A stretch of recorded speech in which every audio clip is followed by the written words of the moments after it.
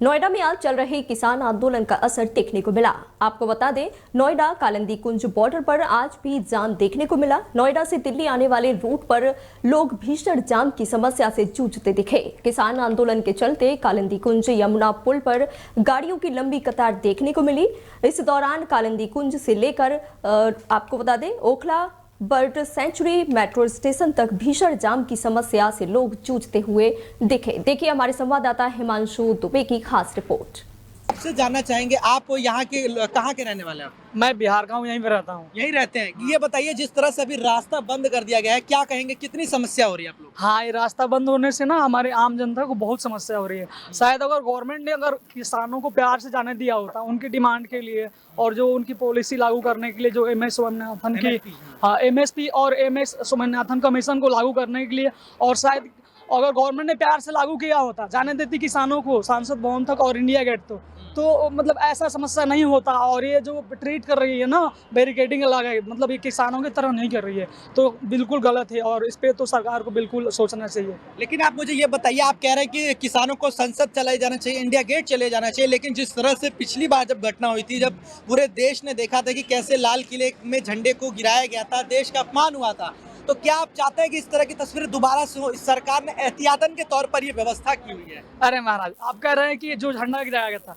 झंडा अगर मान लीजिए 1 लाख किसान है, उसमें एक आदमी अगर ऐसा करता है तो पूरे किसानों को आप गलत तो नहीं बोलेंगे ना। ऐसा होता है, हर रैली में 1-2 ऐसे घुस जाते हैं, लेकिन उसके वजह से सबको नहीं बोलेंगे। और अगर सरकार ने किसानों की मांग ली होती है तो ऐसे रोड पे नहीं आना पड़ता किसानों को। आज बताओ, गोली चली है किसानों के ऊपर, ऐसा ट्रीट कर रही है जैसे कि वो आतंकवादी है। हमारे देश के अन्नदाता हैं, जिससे हमारा देश चलता है। आज आप बोल सकते हैं कि इंडिया के पास इतना मतलब अन्न संपत्ति है कि वो लगातार 5 सालों तक पूरे दुनिया को खिला सकती है।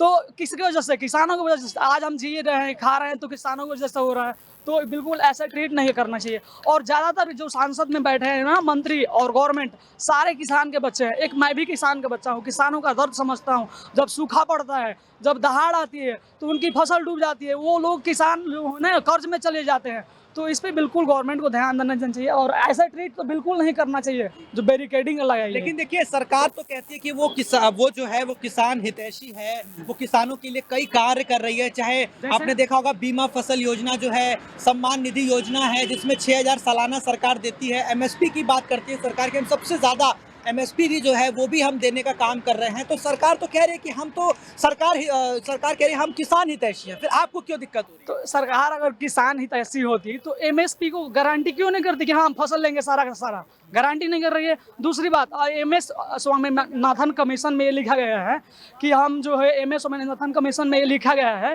कि जो किसानों की लागत है उसकी 50% ज़्यादा देना चाहिए। तो ऐसा क्यों नहीं करता किसान? गवर्नमेंट क्यों नहीं करती? अगर ऐसा कर देती तो किसानों को ऐसा कहाँ करना पड़ता? सरकार बोल रहे हैं कि किसान हितैषी है, तो किसान हितैषी है तो एमएसपी को गारंटी करे, क्यों नहीं कर रही है? अगर हो जाता तो किसानों को रोड पे नहीं आना पड़ता।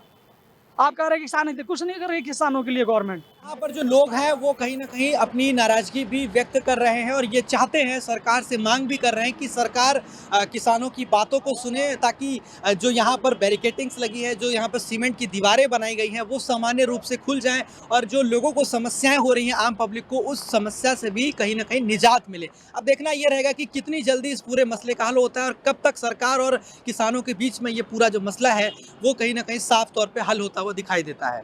कैमरामैन संदीप के साथ मैं हिमांशु दुबे, डेली 24 भारत, दिल्ली।